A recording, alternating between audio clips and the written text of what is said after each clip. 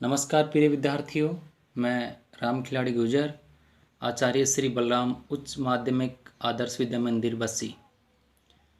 प्रिय विद्यार्थियों, आज क्लास 9 विषय सामाजिक विज्ञान और चैप्टर अपना 4 है और टॉपिक अपना जो रहेगा वो रहेगा राजा राम मोहन राय। प्रिय विद्यार्थियों, राजा राम मोहन राय, जैसे इनका नाम है राजा राम मोहन राय, तो ये कोई किसी राज्य के राजा नहीं थे, बल्कि राजा की उपाधि इनको मुगल सम्राट अकबर द्वितीय के द्वारा इनको दी गई थी। साथियों, राजा राम मोहन राय एक बहुमुखी प्रतिभा के धनी, धर्म एवं समाज सुधारक, जिनमें अग्रणी नामों से जाना जाता है राजा राम मोहन राय को। राजा राम मोहन राय ने समाज और देश के लिए इस प्रकार के अनेक ऐसे कार्य किए जिनकी वजह से उनको अनेक टाइटल्स दिए गए, जिनमें प्रमुखता से आधुनिक भारत के पिता के नाम से राजा राम मोहन राय को जाना जाता है। भारतीय पुनर्जागरण और नवजागरण के अग्रदूत के नाम से राजा राम मोहन राय को जाना जाता है। सुधार आंदोलन के प्रवर्तक राजा राम मोहन राय थे। भारतीय पत्रकारिता के जनक श्री राजा राम मोहन राय ही थे और उदारवादी विचारधारा के चिंतक राजा राम मोहन राय थे। एक महान सामाजिक, धार्मिक और राजनीतिक सुधारक भी श्री राजा राम मोहन राय थे। एक बार हम इनका जीवन परिचय देख लेते हैं। राजा राम मोहन राय का जन्म 22 मई 1772 को राधानगर गांव, जिला हुगली और बंगाल में हुआ था। इनके पिताजी का नाम रामकांत और माताजी का नाम तारिणी देवी था।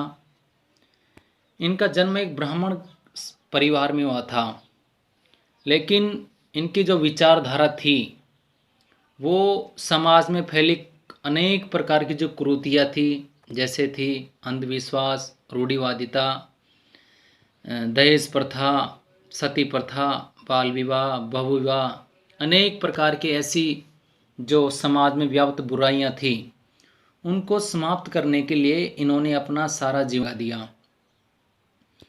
राजा राम मोहन राय एक ऐसे व्यक्ति थे जिनको अनेक भाषाओं का ज्ञान था। जैसे उनकी भाषाओं में अरबी, फारसी, संस्कृत, अंग्रेजी, फ्रेंच, ग्रीक, लैटिन और संस्कृत और जर्मन और हिब्रू भाषाओं का ज्ञान राजा राम मोहन राय को था। इतनी भाषाओं का ज्ञान रखने वाले राजा राम मोहन राय समाज के लोगों को एक नई दिशा देने के लिए कार्यरत थे। राजा राम मोहन राय ने अपनी जो शिक्षा थी वो वाराणसी में, पटना में और काशी में ली। राजा राम मोहन राय 1803 से लेकर के 1814 तक ईस्ट इंडिया कंपनी में इन्होंने नौकरी की, लेकिन साथ ही साथ इन्होंने अनेक देशों की यात्राएं की और यात्रा करके भारत में फैली जो बुराइयां थी उनको समाप्त करने का कार्य किया।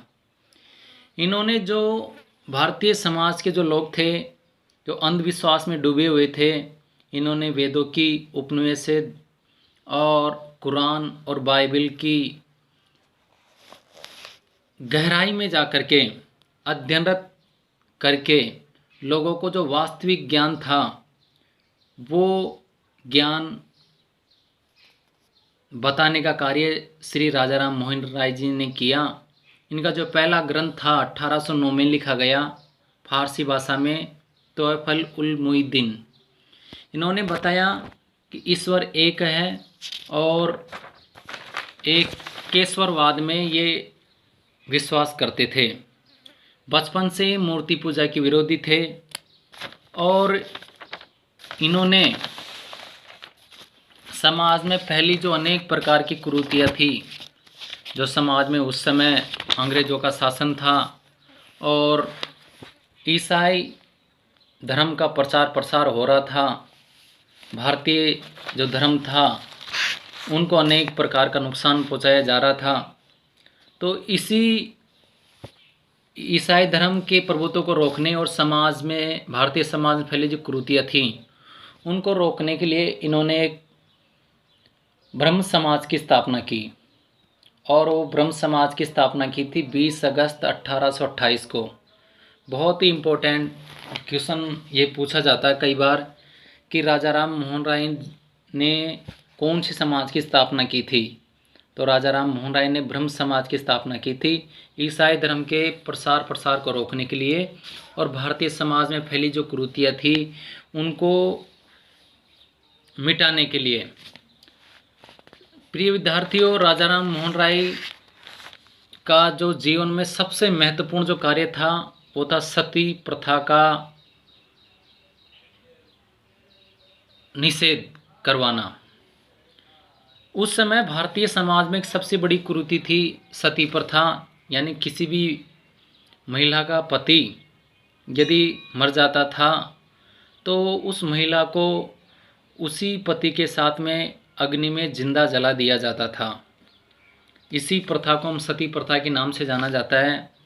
जब इनके भाई की मृत्यु हो गई और इनकी भाभी को सती के लिए लोगों ने उकसाना शुरू किया और जोरी जबरन करके सती करवाने का प्रयास किया, तो राजा राम मोहन राय ने लोगों को सती प्रथा के खिलाफ जानकारी दी। और 1829 में, उस समय हमारे यहाँ पर अंग्रेज़ अधिकारी थे विलियम बेंटिंग ने 1829 में एक नया कानून बना करके सती प्रथा पर रोक लगाई। इसके साथ ही राजा राम मोहन राय ने वेदांत कॉलेज, इंग्लिश कॉलेज और हिंदी कॉलेज की स्थापना की।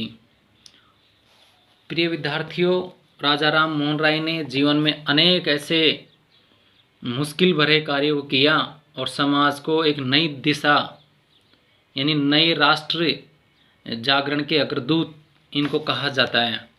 1833 में इंग्लैंड के ब्रिस्टल नगर में राजा राम मोहन राय की मृत्यु हो गई। राजा राम मोहन राय की मृत्यु के होने के बाद में जो ब्रह्म समाज था वो दो भागों में बट गया। एक आदि ब्रह्म समाज और दूसरा था भारतीय ब्रह्म समाज। ब्रह्म समाज के जो अग्रसर थे, इनकी मृत्यु के बाद में देवेंद्र नाथ टैगोर और केशव चंद्र सेन के विचार अलग होने के साथ ही वो देवेंद्र नाथ टैगोर से अलग हो गए और इसी से ब्रह्म समाज के प्रभाव से 1867 में आत्माराम पांडुरंग ने भारतीय समाज को एक नए समाज प्रदान किया, वो था प्रार्थना समाज।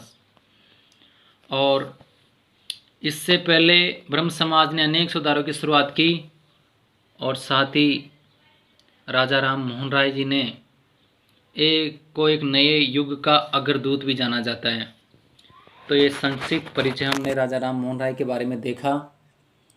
प्रिय विद्यार्थियों, राजा राम मोहन राय के जीवन का परिचय और इनकी शिक्षाएं ये हमको ध्यानपूर्वक पढ़ना है और अपनी जो वो उत्तर पुस्तिका है उसमें इसको हल भी करना है। धन्यवाद साथियों।